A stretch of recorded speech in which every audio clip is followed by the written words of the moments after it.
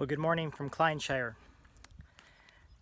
This morning I'm mad, angry, perturbed, annoyed, agitated. I'm not quite sure what the right word is, but this video is a bit of a rant, and let me explain why. I was out picking garlic scapes 2 days ago, and lo and behold, I saw a pickup truck go by with the big tank of Roundup Ready spray in it, and I thought, oh no. You see, this is our neighbor's field right on the other side of the property line, and they've planted soybeans in it this year for the first time, since we've been here. I think there's been corn in it every year, and I've been watching it and looking at all that ragweed and thinking, my goodness, they are going to spray heavily when they do. See, the problem was that the wind was gusting. 17 miles per hour according to the National Weather Service as he was spraying, with the potential for gusts up to 32 miles per hour. Now, I was not overly nervous at that moment because the wind was gusting opposite us, and thank God it was, thank God it did not switch. But this is not, as I understand it, spraying weather at all. My understanding is that you're supposed to look for conditions with no wind or wind with gusts under 10 miles per hour. This is so frustrating. You see, this isn't really our neighbor's field. He has not farmed it in many years. It's farmed by a big corporation that rents farmland all over here, and they have a great big sprayer and they have a lot of fields, and they can't look for those perfect conditions. They spray when they have the spray, and when the equipment is in the area, it costs them money to move it around. I understand the economics of it, but my gosh, what a way to farm. Look at this. Right up to and possibly beyond the property line, marked by my do not spray sign.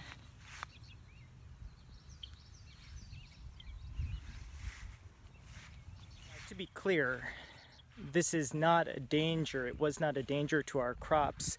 First of all, because of the direction of the wind, but secondly, because although here in my in-laws' front lawn there is no tree line, they're trying to establish it, but the trees keep getting affected by the sprays. I, thank God, have this beautiful, beautiful buffer of trees which protects my crops, so I am not worried at all that there was any drift into my property. My frustration is more to do with the principle of the matter. I talked to the guy in the truck, and I don't fault him for his job. He works for somebody, he does this is his living, this is all he's known. But I was struck in particular by his nonchalance. I explained to him that I saw somebody in one of the Facebook market garden groups who had had their land decertified because of drift, and for 3 years they were unable to certify that land. And he was so nonchalant. His comment was, well, this is what we carry liability insurance for. Like, is this about liability insurance? This is about people's livelihood. This is about the food that ends up on the dinner table. This is about a glyphosate-based spray, which science clearly shows causes cancer. And here we are applying it at huge rates to kill ragweed, which is overgrown. Now, my understanding is that there is a chemical shortage right now, and many of the suppliers are not providing the farmers with their spray. And the ragweed is growing tall, and they have to spray really heavily, because if they don't spray heavily, the ragweed is going to go to seed, and next year is going to be an even worse problem. So when they get that spray, they're out there, they're doing it. But this is what we carry liability insurance for. This is our food safety. This is the way we farm. I hope I don't lose any local viewers who farm conventionally over this. I debated whether I should even make this video, whether I ought to keep my opinions to myself until they're more fully formed and I can express them in a more rational, cogent manner. But this is not the way to farm. It doesn't have to be like this. We don't have to spray chemicals on our plants in order to feed the world. We really don't.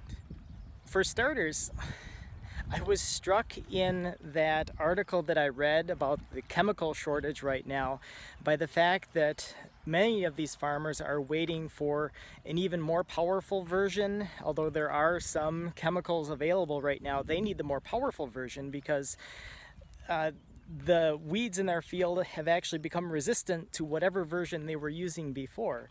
And it just strikes me, what are we going to do? Develop ever more powerful chemicals in order to kill the same weeds and genetically modify the foods that we want to eat to be ever more resistant? This is a spiral that goes nowhere. It can't go on ad infinitum.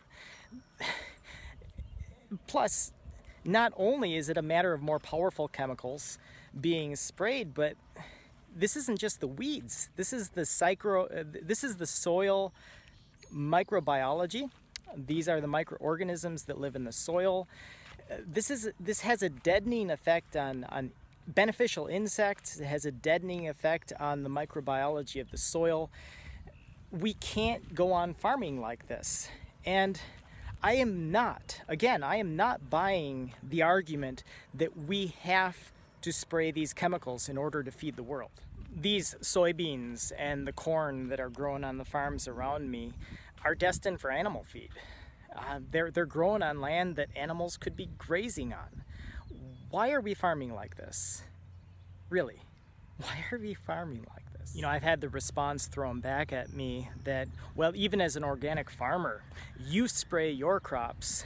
You just don't spray your crops with synthesized chemicals, but naturally derived chemicals. Well, that is true, but let me explain what's in my sprays. Here are my lacinato kale, which are coming along nicely. They're particularly susceptible and need attention. In fact, you can see if you look right there, we have some flea beetle damage. This one looks okay, but even look at that leaf, all the little holes there. It goes on like that to the end of the row. Leaves in need of some help that would not be presentable on the grocery store shelf. It's frustrating. I would eat them like that. I do eat them like that. But in the grocery store, people want their leaves free from holes. Well, what do I spray? How do I handle these things? Well, first of all, even before spraying, I do things like rotate my crops. I don't grow corn, soybeans. I grow in this particular area, I've never had a brassica. Now, it doesn't mean that the white moths don't find me. In fact, even as I film this, I see a couple fluttering around. Well, there are two things that I need to do beyond the crop rotation in order to help prevent the pests from finding these. The first thing I spray for the flea beetles who make those little holes is called pyganic. Well, what a dangerous chemical. It's actually just derived from chrysanthemum flowers. That having been said, I need to spray it carefully because pyganic will kill a variety of insects, including pollinators and things that I need in the field and that are just good to have. We ourselves have honeybees. So when I spray any pyganic, first of all, it is as little as possible and only where needed. And secondly, I spray it at a time when the pollinators are not active. Well, for brassicas, the other major pest that every gardener is aware of are the cutworms. There's the cycle of the white moths who flutter around and lay the eggs that hatches the little caterpillars that basically make the leaves into a mesh by eating all the green out of them and create an infestation. Well, for those I have what's called dipel. which is a spray that contains proteins and a certain bacterium, which is completely harmless to humans, but is toxic to the caterpillars when they eat it. And they just die. It doesn't even harm the beneficial insects. It particularly attacks those cutworms. Well, look at that little white moth. Can you see it fluttering there? There it is. My nemesis.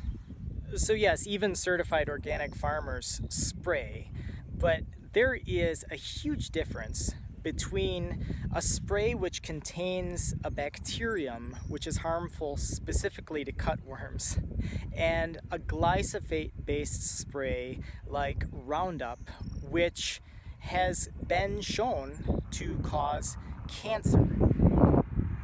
There is no comparison between the two. As for the objection that we can't feed the world, why is it that I see no animals on the fields around me? They're in feedlots, and their food is grown in concentration on these giant fields, and diesel is burned to harvest it. Chemicals are applied that sometimes, if applied wrongly, and I just gave an instance of a seeming wrong application, that end up washing out and doing damage. And that even if they stay on the field, kill beneficial insects and ruin the microbiology of the soil. And then diesel is used in order to harvest and to truck it to the feedlots. Again, why are there no animals on these fields? Why not put the animals back on the fields? Savanna pasture. We don't need to farm like this in order to eat well, and certainly not in order to feed the world and prevent starvation. It's a chimera. It's a false argument and totally untrue. Well, my rant is over. I feel better. But this is one of my frustrations as a farmer, looking around me. And I have nothing, again, against my neighbors or mega corporations, but I need to be clear. I can't be ambiguous about this. I do have a problem with that way of farming. I think that it is hurting the soil. I think that it is hurting us as human beings. And it is harmful in so many different ways. But this is my opinion. It is strongly felt. I have nothing against the work ethic of people who farm differently, but I cannot countenance it as a way of farming. I had better get back to work. The one thing is, if you're not spraying a ton of chemicals, you do need to take care of the weeds. And we are at a critical juncture here, where those weeds, if you get them, you scrape the surface, and you get a couple days without rain, you can really get caught up and establish something which is fairly weed-free.